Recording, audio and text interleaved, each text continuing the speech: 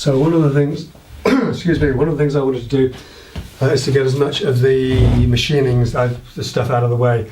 One of the disadvantages of a small workshop, of course, is once you start painting, there's not much else you can do while you're in there. So I want to get all the messy stuff done as much as possible anyway.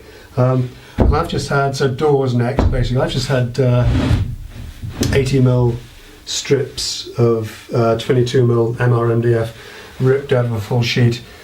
Whenever I know I've got a lot of doors to do, I've got these, I've got some others coming up, I just get a whole sheet ripped because it's much easier for them to do it than it is for me to make these repeat cuts. What you find sometimes is that depending on how the MDF's been stored, you might have a slight bow to it. I don't know how much of that you can see looking down here, but the critical thing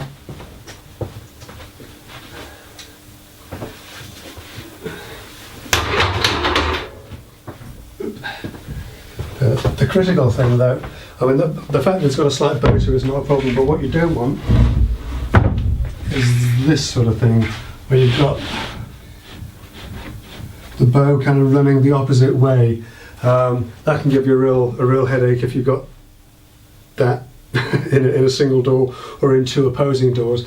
It sort of magnifies the problem. So what you need to be sure of is to make sure that sort of is facing the same way with a slight curve on it, and then you just mark it up, just like marking up face, side and edge in proper woodworking. You do the same thing here, just put a little cross on the piece that's the outside face, and then you know where you are.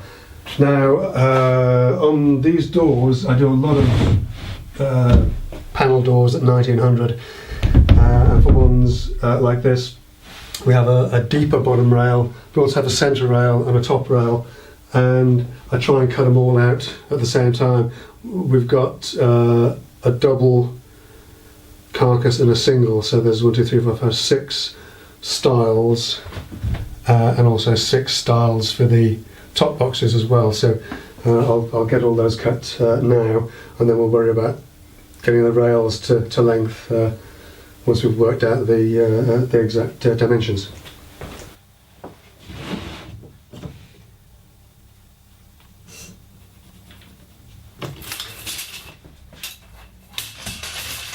So with one long stile marked out and set against the cutting table, the rest of the stiles can be butted up to this, and, making sure the ends are aligned, cut as one.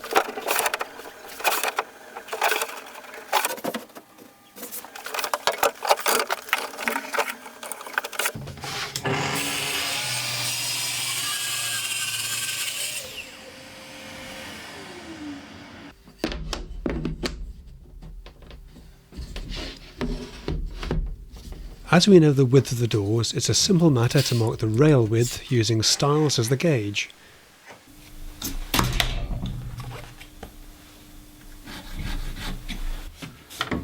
Then, setting a flag stop for future reference, cutting them all as one.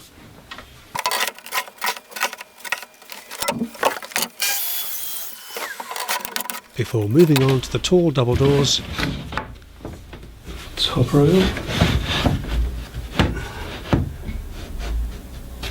mid rail,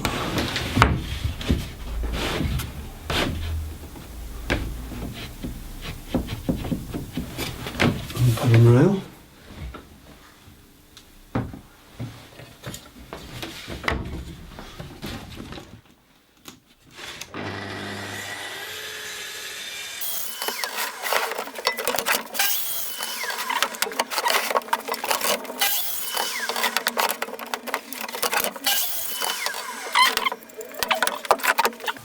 And then repeating the process with the single doors until we have all of our door parts cut.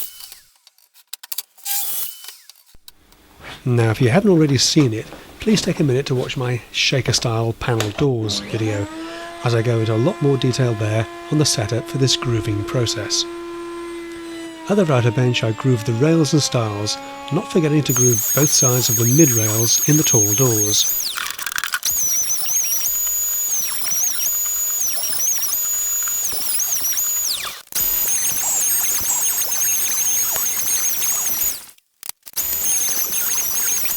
With all the long edges complete, we can move on to grooving the ends of the rails, and note that I'm using a sled to keep everything straight and our fingers well away from the sharp metal spinning parts.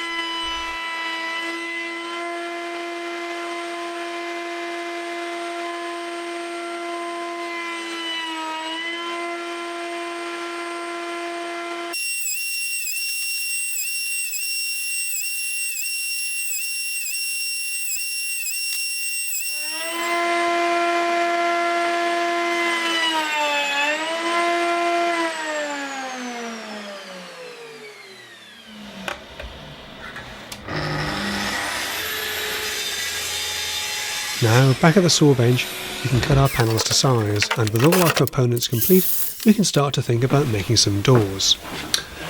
So we've got our one of the panel doors all sort of dry fitted here. It's all gone together quite nicely, no dramas, no crises. I'm not going to dwell too much on the actual construction of these things because, you know, I think if you search YouTube you'll find one or two videos about how to make shaker style panel doors. Now, I'd encourage you to watch mine.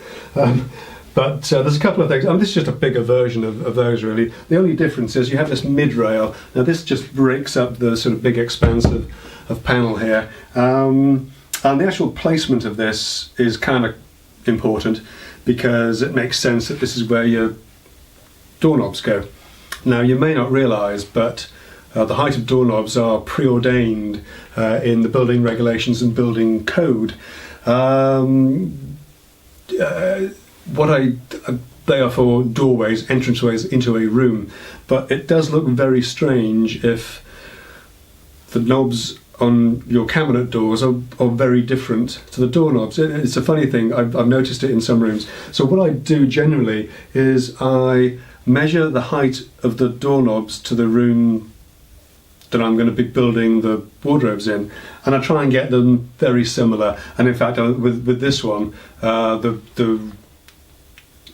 door to the room opens right against this. It's very close by, so there'll be a very clear visual reference between them. So I've actually got them so that they are almost exactly the same. And in fact, I do a lot of this height of door, 1900 high, about 75 inches is a good height for a wardrobe, and proportionately it happens to work out very well that the mid-rail comes almost exactly between the centre and the third.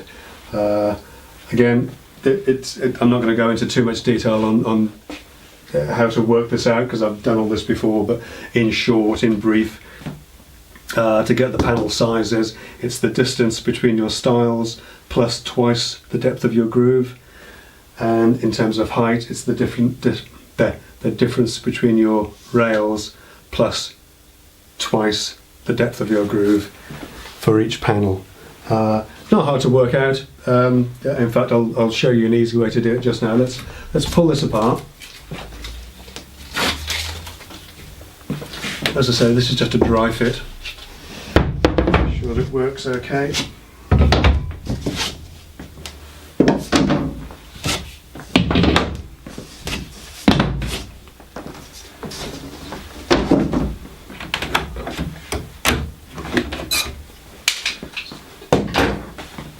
Now, because I do quite a lot of these, I have a story stick which shows me the hinge positions for the carcass and where the rails go for this height. So it's easy to mark up.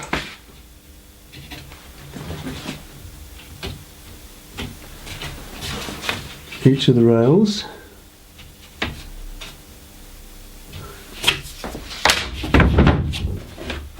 And to be honest, it's only the mid-rail that you need to keep an eye on to make sure it stays square,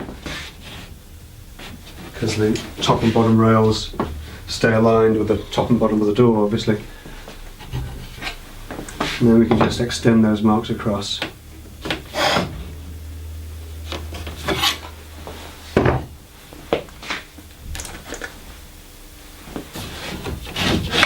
And it's that simple.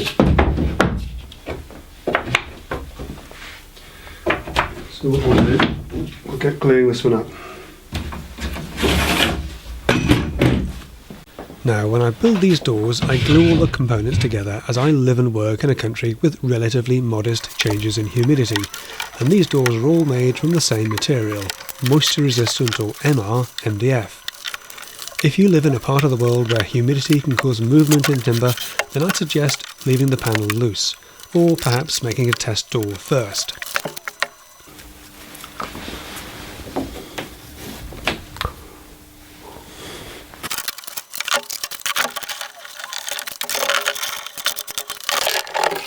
So with the tall doors all clamped up, I can move on to the small doors for the top boxes, which are made in exactly the same way with loose tenons and plenty of glue.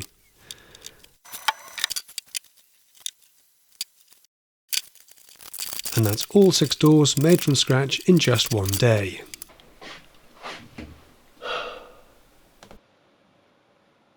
yeah, well, that'll do for tonight.